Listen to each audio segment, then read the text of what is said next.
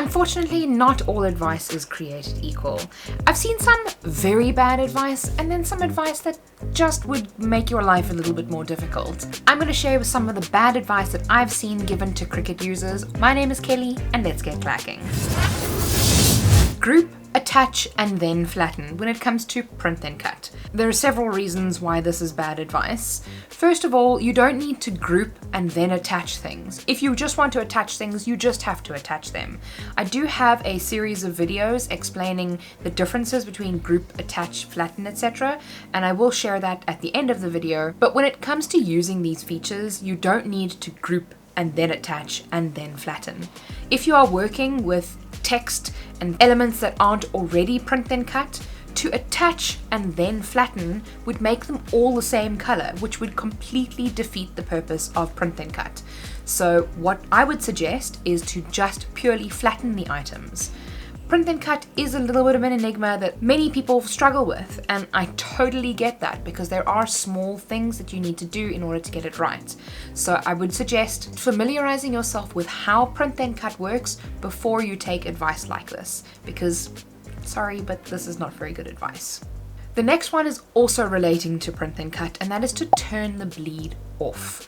The bleed function is there to help you get the perfect kiss cut on the edge of your stickers. Many people will have an image where they've put writing in and the bleed is showing on everything in the writing. The reason why it's doing that is because it wants to cut everything that you have on your canvas, because it doesn't know to only cut the border because you haven't added a shape around whatever it is that you want to cut and you haven't flattened it correctly. So by having the bleed on, this actually shows you that it's not going to cut correctly, because wherever there is the bleed, it will show that is where Cricut wants to cut. So if you have writing with the bleed on all of the letters, it means it's going to cut all of the letters, which you don't want. So it's just showing you another problem that you have.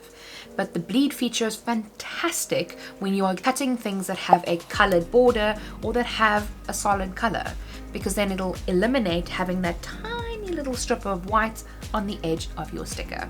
The next one is to sharpen your blade with tinfoil, and this one really irritates me, mostly because I hesitate to say that it works because it definitely doesn't sharpen your blade. Your blade is German carbide steel. Foil is aluminium, or aluminum for those of you in the US that like to pronounce things wrong. I'm kidding. But when it comes to tinfoil or foil and sharpening your blade, sharpening or stabbing the tinfoil with your blade, all it does is it's removing the gunk off your blade. So it's essentially cleaning your blade. A rubbing alcohol swab does exactly the same thing. So I never use tinfoil, I use a rubbing alcohol swab for that. Take it or leave it, it's up to you. Now this one is a little bit controversial, and that is to re-stick your mat. I know that people might come after me for this, but you know what? That's fine. When it comes to re-sticking your mat is a consumable. It isn't very expensive. You can get one for 100 Rand or $3 or $4, and they should last you quite a long time. You can wash them off with many household detergents, rub gently to try and get the grit off, hang it up to dry for an hour or so, and your stickiness will mostly be back. But at some point in the lifespan of your mat, it is no longer going to work. Many people suggest using a spray and spraying it on your mat to re-stick it.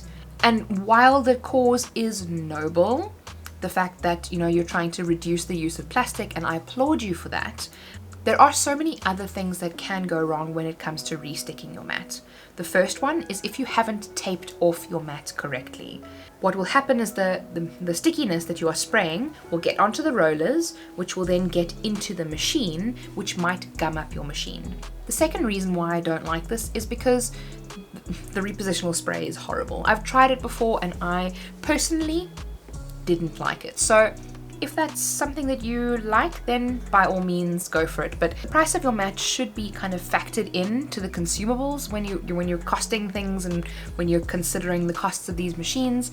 Sacrifice one roll of vinyl and buy yourself a new mat, please. I've also found that if you don't evenly spray the adhesive all over your mat properly, then you actually get bad cuts because you'll have too much spray on the one side, which means that it'll sit slightly higher, and then there's not enough spray, so then it sits slightly lower, and then when you try and get those intricate cuts, you can't actually get them. So that's something else to consider when thinking about resticking your mat.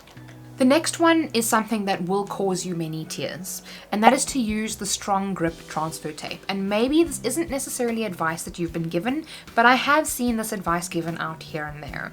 The strong grip transfer tape is supposed to only be used for the shimmer vinyls.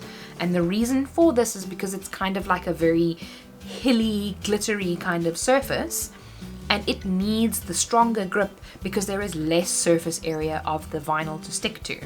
So you need a stronger grip in order to lift the vinyl off the mat. So you should only use strong grip with your shimmer vinyls.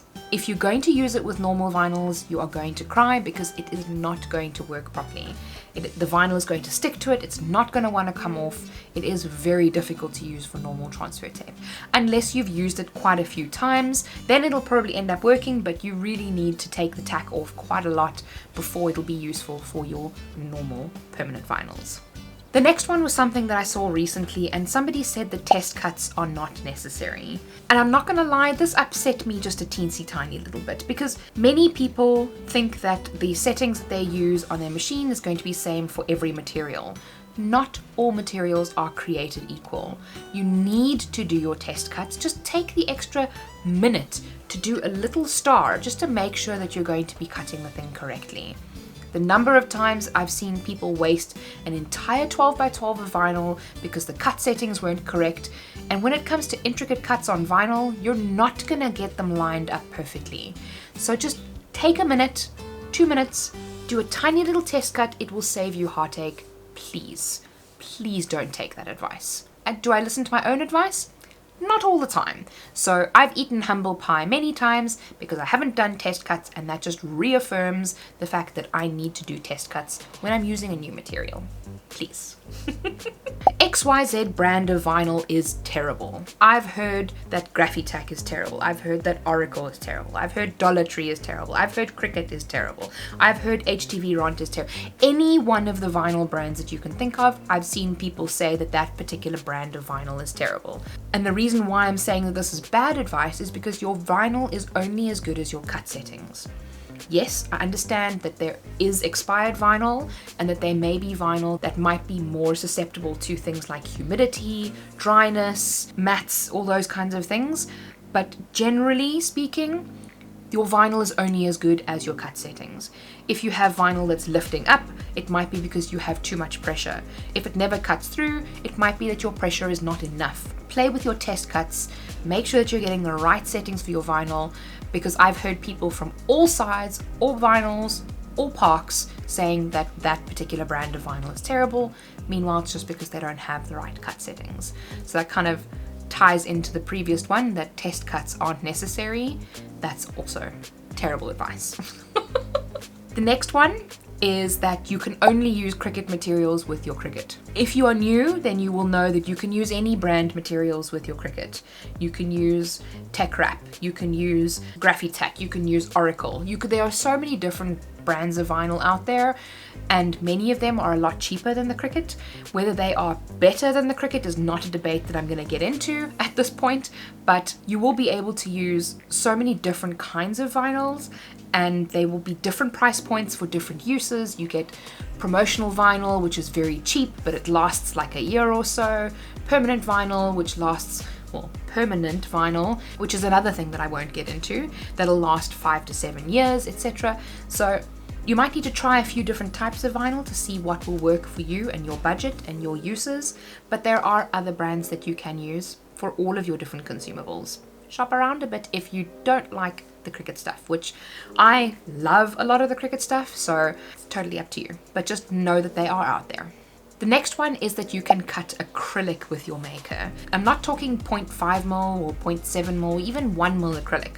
I'm talking like 2.4 mils. Technically, yes, you absolutely can, but you would use your knife blade and it would chew through that knife blade. you would probably need to do like more than 24 passes to cut acrylic. And while you can still cut acrylic on your machine, the machine is not designed for that. So whether it's a good idea or not to actually use your machine to cut that type of thickness and that type of hard material is debatable. If you're going to be cutting one thing once and that's, you know, like a once-off kind of thing, then sure, it probably won't be a problem. But if you're buying this machine because you want to cut acrylic, you are better off investing in a laser, because cutting acrylic with your machine, while possible, is not recommended in the long term. And the next one is that all vinyl is dishwasher safe.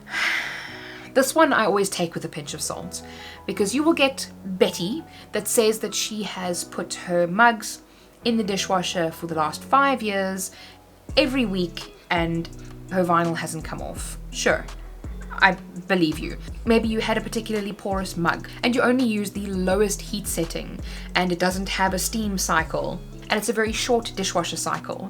Then you're more than likely going to have perfect results on your mug. If you have a high gloss mug or a mug that's not as porous, and maybe you have a slightly weaker vinyl, maybe you put it on a high heat. There's just so many different things when it comes to being able to use your mugs in the dishwasher that it's not always recommended to say as a blanket statement that vinyl is dishwasher safe.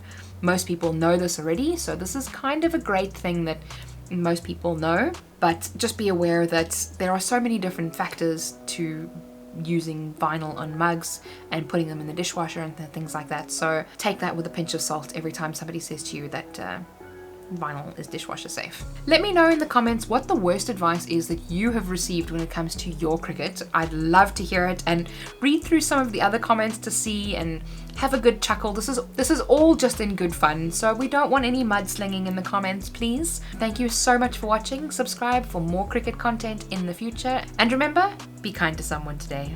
See you soon.